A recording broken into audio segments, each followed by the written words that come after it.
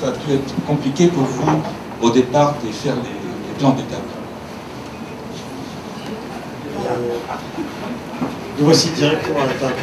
Bon. Bonjour à toutes et à tous. Bonsoir plutôt. Faire un plan de table, c'est compliqué, oui, parce que d'ailleurs j'avais même pensé à faire un plan de table imprimé au début du livre. Et puis finalement, je me suis dit que ça allait trop fixer les choses. Enfin, on parle de quelque chose comme si tout le monde savait de quoi il s'agissait. Je suppose que des gens n'ont pas lu le livre. Donc... On va pas trop. Les invités quand même. Enfin, bon, pour prendre le point de départ, avant d'arriver au plan de table, il y a le principe même du livre. Donc, en fait, c'est comme une pièce de théâtre, puisque c'est la règle des 3 unités, une unité de temps, une unité de lieu, une unité d'action. C'est un roman qui commence vers 18 h, un jour de semaine, et qui s'achève le lendemain matin. Donc, ça ne va pas être... Parce que ça, c'est une pièce de théâtre. Il y a 14 personnages, pour des raisons que vous allez vite comprendre pourquoi. Tout le monde m'a dit, enfin tout le monde, il va sortir, il ne faut pas exagérer, mais ceux qui l'ont lu ou ceux qui l'ont entendu parler m'ont dit, formidable, c'est une pièce de théâtre. Il n'y en a qu'un qui m'a dit le contraire. Le directeur de la comédie d'Amiens, de Picardie à Amiens, qui est un homme de théâtre. Il m'a dit, c'est pas possible pour une raison. Il dit, en France aujourd'hui, au-delà de 4, sur scène, c'est beaucoup trop cher. Donc, ça ne peut être qu'un téléfilm. J'ai pensé à un film, j'ai pas pensé à une pièce de théâtre. Ça me paraissait évident que c'est une pièce, mais il m'a dit c'est beaucoup trop cher, c'est tout. Ceux qui vous ont dit ça connaissent rien au théâtre, ce qui était le cas, effectivement, contrairement à lui. Bref. Le point de départ du livre, en fait, il y en a eu plusieurs. Le tout début, ce sont des lettres de lecteurs. Il y a 7 ou 8 ans, je ne sais plus, j'avais fait un roman qui s'appelait Double Vie. Et dans Double Vie, il y a un chapitre qui est un dîner. Tout un dîner, où il se passe plein de choses. Sous la table, au-dessus de la table, il se passe des choses. J'avais reçu des tas de lettres de lecteurs et de gens qui étaient venus me voir, comme ça, à la FNAC ou ailleurs, à des librairies en France, qui m'avaient dit, formidable ce chapitre, vous auriez dû faire tout le livre comme ça. Alors j'ai dit non, il y a pas autre chose. On s'est dit non, vous auriez dû faire tout parce que c'était bien.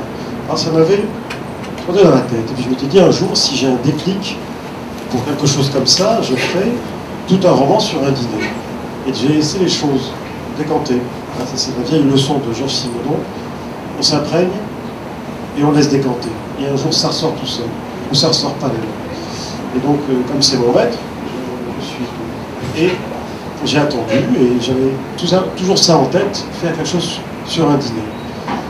Et puis j'ai revu par hasard un film que j'avais en DVD, qui est La Terrasse, pas Festen. Il y a Festen, il y a Le charme discret de la bourgeoisie, il y a Le festin de Babette, je l'ai cité un 12 à un moment.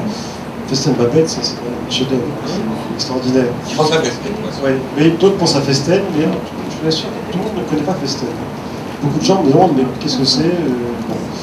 Moi, je pensais à un film que j'avais vu il y a 30 ans. Vous voyez que chez moi, la rumination est lente. Et Les charmes discrets de la bourgeoisie, c'est quelque chose qui a beaucoup à voir avec ces livres. Le charme discret, on le voit souvent à la télévision, au ciné-club. La terrasse de Ettore Scola, on le voit jamais. Et on m'avait, je sais pas, j'avais trouvé un DVD.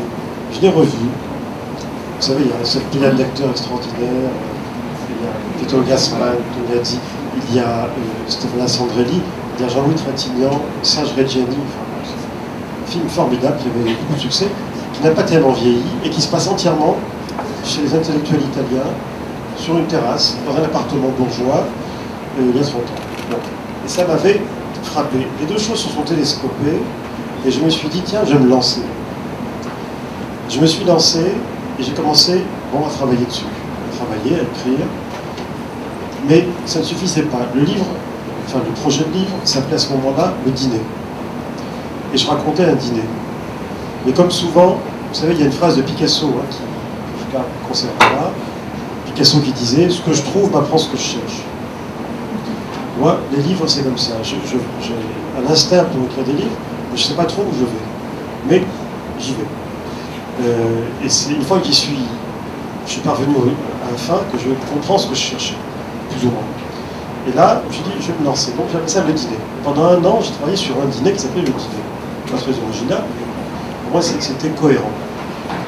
Et c'est en l'écrivant que progressivement, les choses se sont mises en place, que l'idée d'un 13e, bon, de quelqu'un qui ne veut pas être à table avec 13 personnes est venu, parce que j'étais dans un dîner d'amis et quelqu'un m'a dit tiens, avant-hier je suis dans un dîner et on était 13, ça a fait un problème, quelqu'un a fait un scandale, elle a voulu partir. Ça a commencé à me travailler, puis tiens voilà, 13. Et puis c'est passé du dîner aux invités, tout simplement parce qu'il y a un an et quelques, j'étais à la librairie Compagnie, excellente librairie, pardon, c'est pas la FNAC, c'est une excellente librairie qui se trouve rue des Écoles, en face de, non pas du Vieux-Campeur, mais du Balzar et de la Sorbonne et du Collège de France. C'est la Sorbonne qui se trouve en face du Vieux-Campeur, c'est ça? Oui, c'est ça. Et le Collège de France. Et alors, j'étais dans cette librairie Compagnie, et, comment s'appelle-t-il, Georges Steiner, grand intellectuel, grand essayiste que j'admire beaucoup, que je connais un peu, faisait une conférence, je l'ai venu écouter, dans un sous-sol tout petit. Et je l'ai écouté parler de son nouveau livre, et à un moment il a cité une phrase de son livre, qui est la phrase que j'ai passée en épigraphe sur les invités. Et là je me suis dit tiens c'est intéressant les invités, parce qu'il y a une ambivalence dans le terme. Il y a les invités à un dîner, et les invités dans un pays. Et en fait c'est là que j'ai changé le titre de mon livre, enfin de mon manuscrit, et c'est là que s'est mis en place le projet véritable que j'avais en moi sans savoir ce que c'était exactement. C'est-à-dire que le dîner est un prétexte, c'est un cadre, ce n'est pas une fin, c'est un moyen. La fin, c'est plutôt de parler finalement de la qualité d'invité dans un pays. Je veux dire par là que la France est un pays qui, comme vous le savez, est fait pour beaucoup de gens qui ont été à une époque de leur histoire généalogique étrangers et qui sont devenus français. Il y a peut-être des siècles, peut-être un siècle, peut-être 10 ans. C'est les propos de votre livre précédent aussi. C'est le portrait, oui. Dans le cadre des Rothschild, c'était quand même particulier. Les Rothschild, oui, mais en même temps, il y a une phrase qui m'a fait un peu écho. Je l'ai dit la dernière fois, par exemple, des portraits, il y a quelqu'un qui dit, je crois que c'est elle, qui dit on est du pays, on est enterré, on n'est pas du pays où on vient. Et il y a des phrases qui ressemblent à celle-là. Effectivement, cette phrase de Betty de Rothschild dans le portrait, on appartient au pays.